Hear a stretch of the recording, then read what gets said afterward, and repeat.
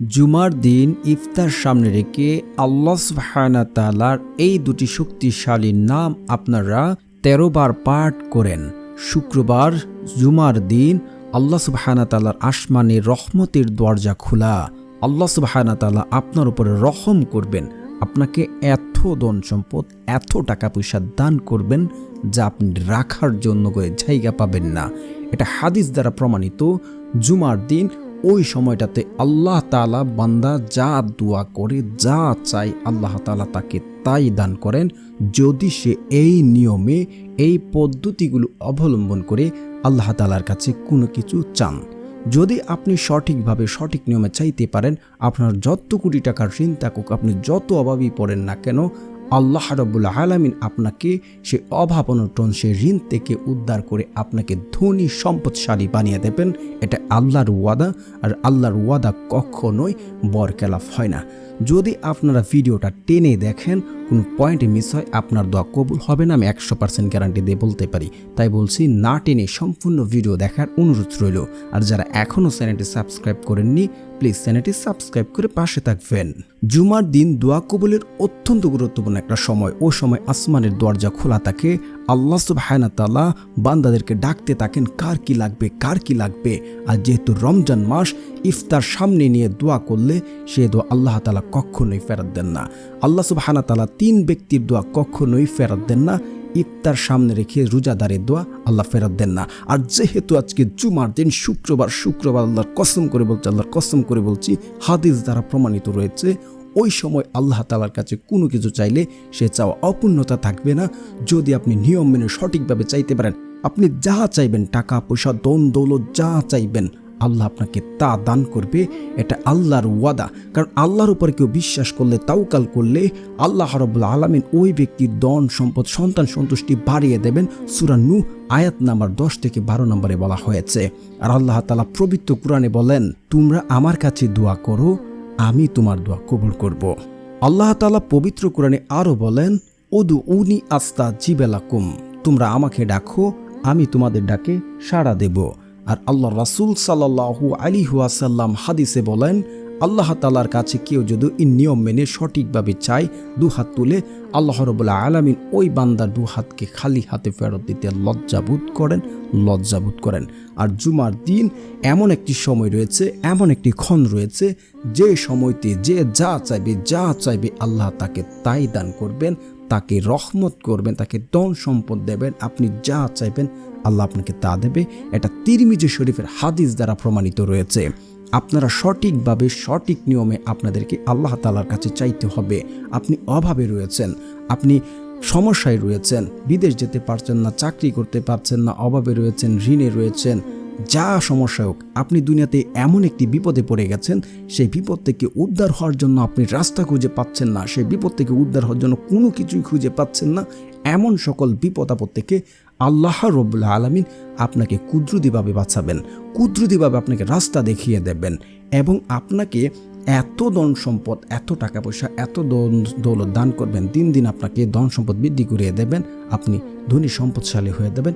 আপনার সংসারে কখনোই অভাব অনটন গ্রাস করবে না। আপনি কখনোই অন্য কারো কাছে টাকা পয়সার জন্য যেতে হবে না, যদি আপনি সঠিক নিয়ম মেনে আমল করতে পারেন। কারণ দোয়া কখনোই বিফলে যায় না।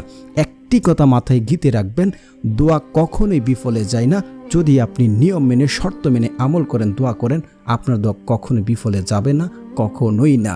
অনেকে বলে, আমার দোয়া কবুল করা হচ্ছে না, আমি ফলাফল পাচ্ছি না। এটাই হচ্ছে দোয়ার 1 নম্বর শর্ত। যে ব্যক্তি দোয়া করলো, আমল করলো, তাড়াহুড়া করলো, তার দোয়া কবুল করা হবে না। হাদিস দ্বারা প্রমাণিত রয়েছে। আপনি আমল করেছেন, আমার দোয়া কবুল করা হচ্ছে না, আমি ফলাফল পাচ্ছি না, এমনটা বললে আপনার দোয়া কবুল হবে না, 100% গ্যারান্টি দিয়ে বলতে পারি আমি, যদি আপনি তাড়াহুড়া করেন। কারণ দোয়া করলে 3টা থেকে যে কোনো একটা হবেই হবে। আপনি দোয়া করেছেন, টাকা পয়সা, ধন দৌলত, সংসার সন্ততি, যা চাচ্ছেন, যাই কোনো কিছু করছেন, আল্লাহ তাআলা হুবহুব আপনাকে তা দিয়ে দেবেন। যদি না দেয়, হয়তো আপনি ভাববেন আপনার আমলে কোনো ঘাটতি রয়েছে, কোনো সমস্যা রয়েছে, এটি পরে আসছে আলোচনায়। তো যা চাচ্ছেন হুবহুব আপনাকে তা দিয়ে দেবে।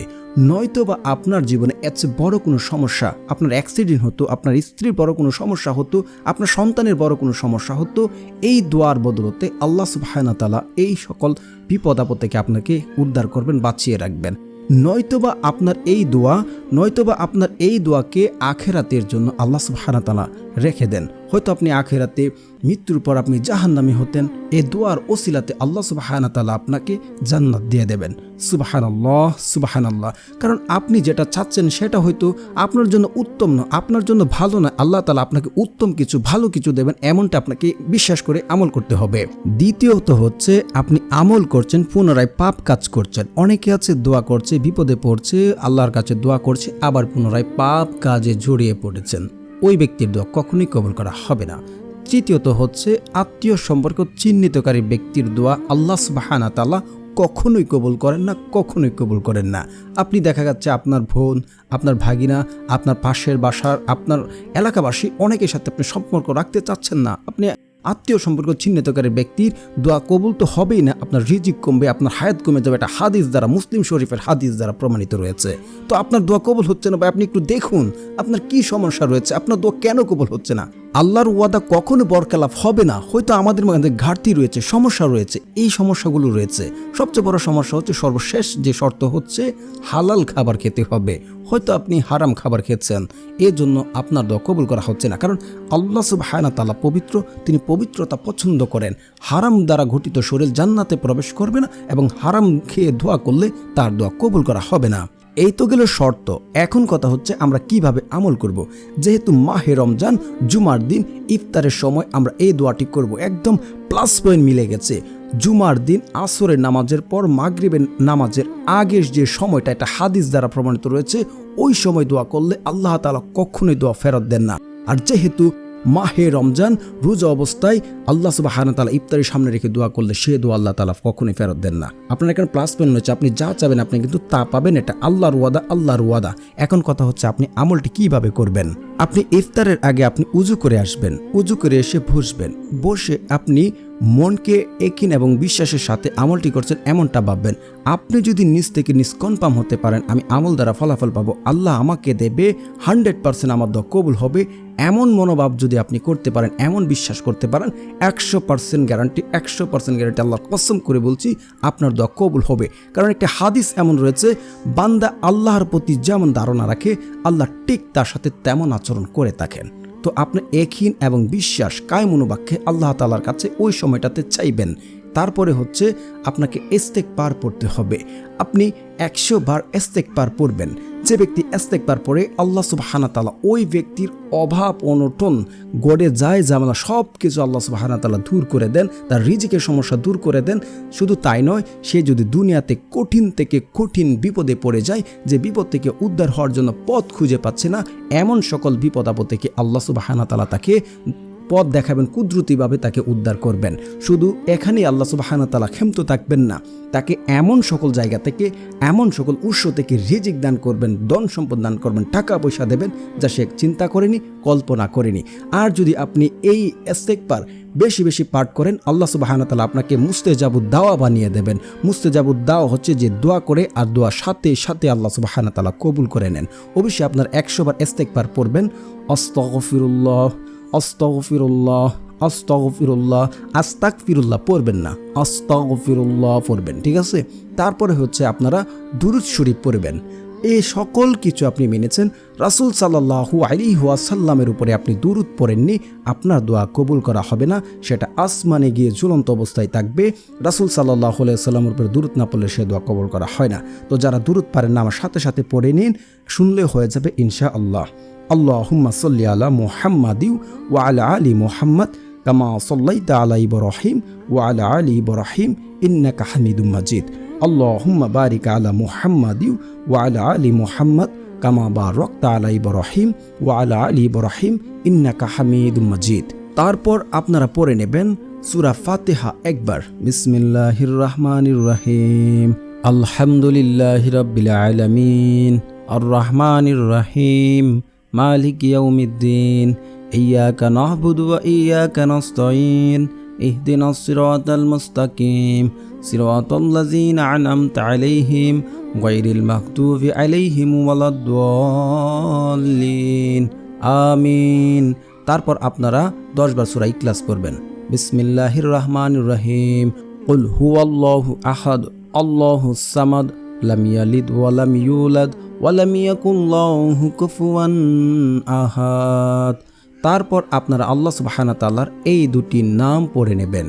তো প্রিয় বন্ধুরা, যারা আমার চ্যানেলটি সাবস্ক্রাইব করবেন তাদের মনের আশা পূর্ণ করা হবে, কারণ যাদের মন ভালো তারা অন্যদেরকে সহযোগিতা করেন, আর আল্লাহ সুবহানাহু ওয়া তাআলা তাদের মনের আশা পূর্ণ করে থাকেন।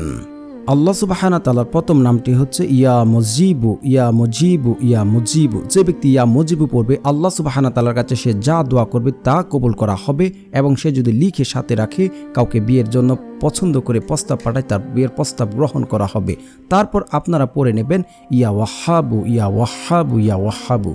একিন এবং বিশ্বাস রেখে ইফতারি সামনে রেখে আপনারা দুহাত তুলে দোয়া করুন। ইনশাআল্লাহ ইনশাআল্লাহ আল্লাহ তাআলার কাছে যা চাইবেন আল্লাহ আপনার দোয়া কবুল করে নেবেন। একিন যদি বিশ্বাস রেখে যদি আমলটি করতে পারেন 100% গ্যারান্টি আপনার দোয়া কখনোই বিফলে যাবে না, কখনোই বিফলে যাবে না। বিশ্বাস করে আমলটি করুন, বহুবার পরীক্ষিত আমল।